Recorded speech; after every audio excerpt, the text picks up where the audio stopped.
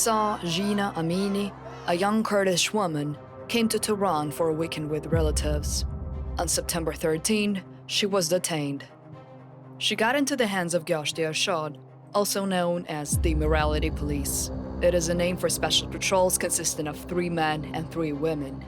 They usually go about roaming the city and seeking victims who dress and behave in a way that does not fit the strict sharia laws. After the offender is detained, they are taken to a special corrective facility for a talk on morality.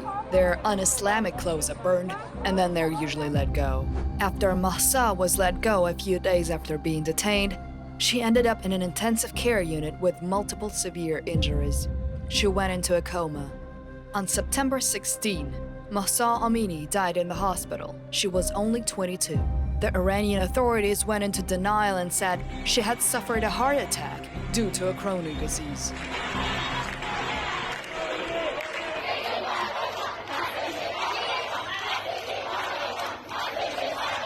That became the last straw, and a start to a widespread protest that just went to its 5th week. By the scale of it, it can only be compared to the 1979 Iranian Revolution.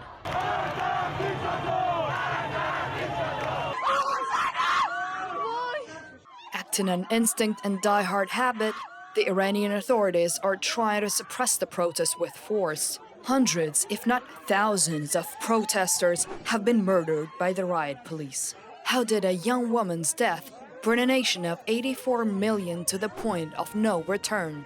And why even the long and sad history of state violence had not prevented this? This is not uprising, this is not protest, it's a revolution. 20 days ago, it started with the brutal killing of Mahsa Amini, a Kurdish Iranian woman. And her Kurdishness is also very important and very significant. But it also ignited the country, to come out and a response to this brutality that enough is enough.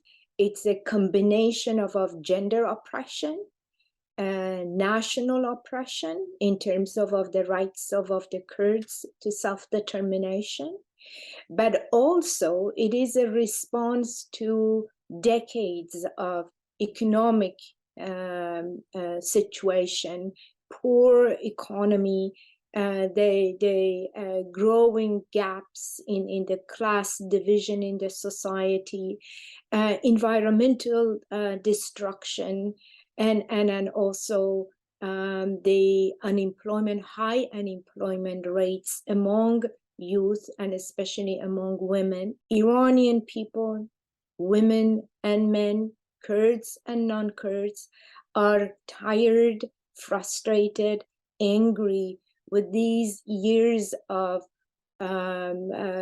suppression and dictatorial regime of Islamic Republic of Iran. Since 1979, Iran has officially been called the Islamic Republic of Iran. It's one of the few remaining theocracies. Ali Khamenei has been the spiritual leader and head of state, or Rahbar, since 1989. He succeeded Ruhollah Khomeini, who came to power in 1979. Virtually all official laws in Iran are based on Sharia law, or better said, are passed in the name of Sharia. Iran is a dictatorship that uses religion to sugarcoat its wrongdoings. That the first group that was attacked was women. With the decree of Ayatollah Khomeini's on the compulsory veiling. The second group was Kurds, and the third group were students, because the students also were demanding the independence of university system, higher education system from the state interference.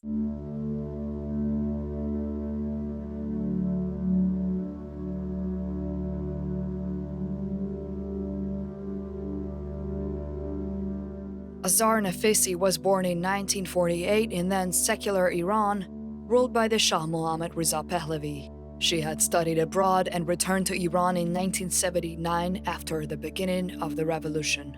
She started teaching at the University of Tehran and resisted the Islamization of the public sphere. In 1981, she was fired for not agreeing to don the veil. In the beginning of the 90s, Nafisi started gathering her female students in her house. They were reading the uncensored literature, Aman al-Nabokov. One of Nafisi's books is called Reading Lolita in Tehran. In 1997, Nafisi left Iran. She now resides in the US. I was so shocked when I went back to Iran because it was not the country I had known, and the people who were ruling over it, they looked like aliens. It seemed as if the country was invaded. The government used violence in order to force the people to do as it wants, and the people protested. The first women's protest was, in fact, against Ayatollah Khomeini's fatwa on mandatory veil, and thousands upon thousands of Iranian women came into the streets in those early days.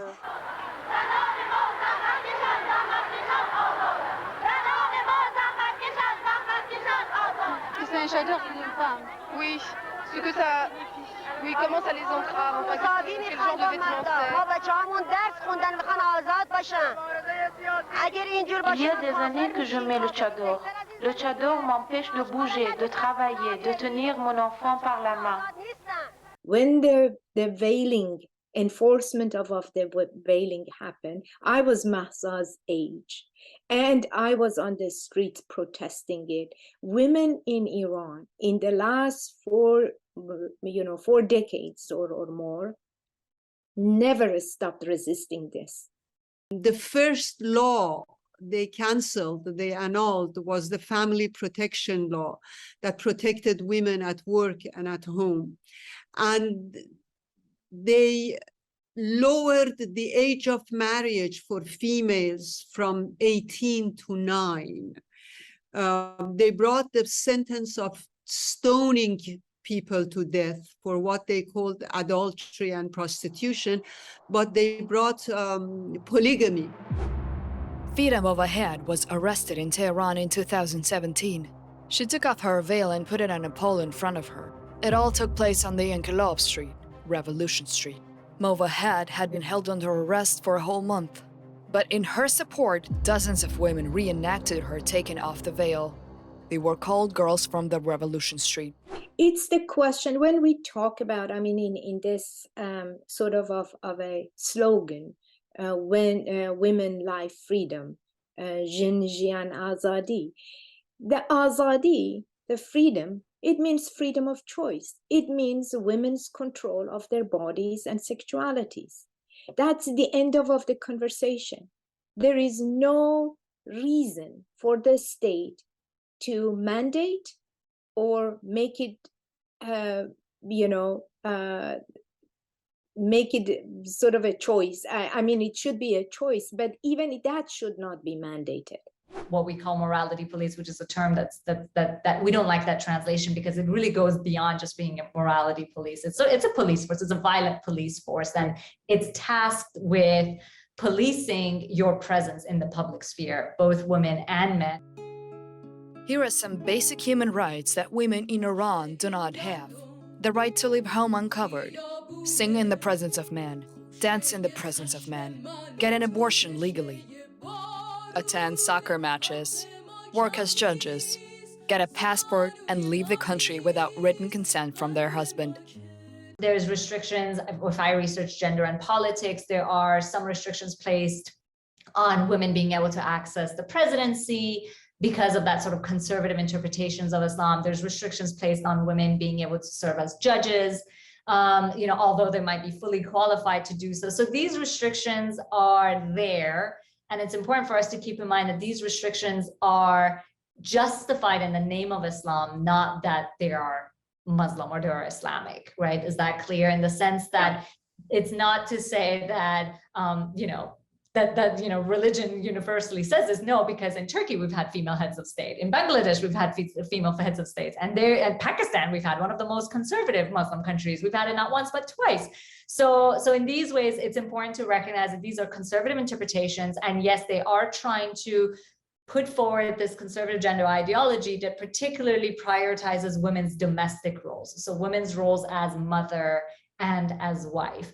But another complexity I want to bring into this that I think is absolutely important and unfortunately gets lost, because sometimes we have Orientalist discourses get in the way and try to push it forward, is that women have never been silent to these restrictions. They've always protested, and in fact, my research shows that we've had women protest gender inequality both from outside of the state but also from within the state. I mean, I research women MPs, women politicians who advocated, who fought for removal of mandatory veiling, as well as making citizenship equal. So for instance, now ever since a few years ago, now women also are able to pass citizenship to their children in Iran, whereas before it was a prerogative only for men. This is what we're seeing right now, what just erupted after the killing of Mahsa Amini in mid-September, is not only a continuation of that, but sort of it's a continuation, but also has radical shifts in it. The role of the youth is absolutely prominent in it. The role of, how intersectional it is, how different groups of society, whether it's ethnic minorities, whether it's the unemployed, whether it's, academic institutions and middle class, upper class, religious groups even. So they all feel sort of empowered, and them being at the forefront, sparked by Mahsa's killing. This has energized other sections of the society to also join in to show their solidarity, while at the same time expressing other grievances, whether it's economical hardships, whether it's, just lack of basic civil freedoms and liberties. I think one of the successes of these set of protests is that it's been able to show to the larger public that no, they're part and parcel with each other. And the reason is because they've been able to highlight the effects of systemic discrimination and how it harms not just women, but also others. In most of the slogans and flyers or solidarity statements that I have seen, there are references to LGBTQ plus communities. There are references to transgender communities. Maybe you don't have a very clear leader, but I wouldn't go ahead and call it leaderless. I feel like all those individuals who are in the streets, they consider themselves their own leaders, and they're there. So one example is, what we're seeing happening with the high school girls, so they've just internalized it in a way that, hey, this is my right. This is how I would like to protest this, and I will not be silent anymore, and I will go ahead and protest this as much as possible. High schoolers, girls in particular, have become one of the main forces fueling the protest. The internet has been almost fully blocked in Iran, but some videos are still getting out. Among them, videos with girls taking off their hijabs, tearing and burning portraits of Khomeini and Amini. Students protesting became such a big problem for the government that schools and universities in the Iranian Kurdistan were closed. Many were raided by police that went on arresting students. This young girl's name is Nika Shakarami. She was one of the students who took to the streets. She was arrested at the end of September, and only 9 days later, her mother discovered her body in a morgue. Her face was broken, her cheeks and her teeth were destroyed, her head was smashed. یک ضربه خیلی شدید خورده بود و جمجمش رفته بود تو، به این شکل کشته شد. صدمات از ناحیه سر بود. Nika Shakarami was buried on her 17th birthday. We did not have that support internationally at the beginning of years following 1979 revolution.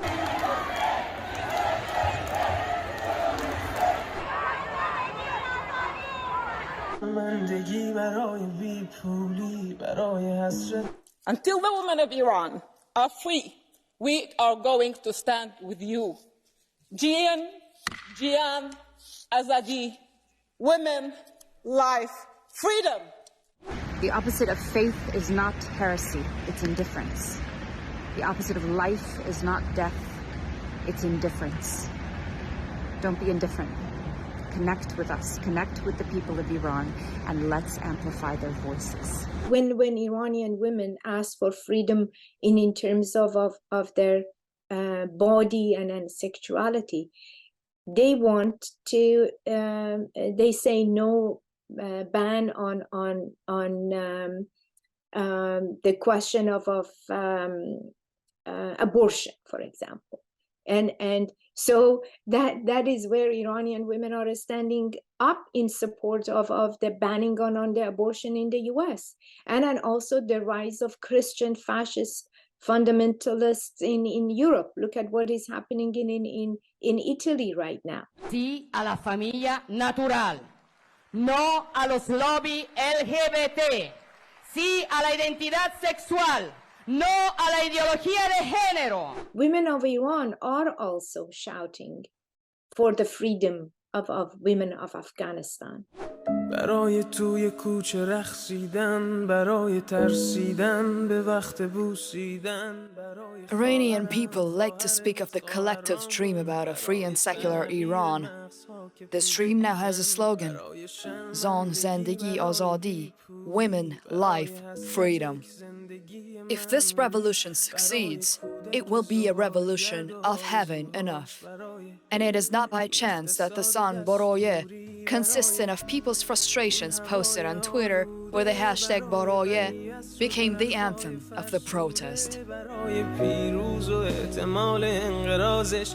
The musician behind the song, Shervin Hajipur, was arrested on September 29. He was released on bail on October 4th.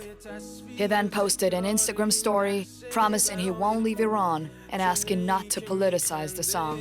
Some of his fans suggested he had been pressured into saying this.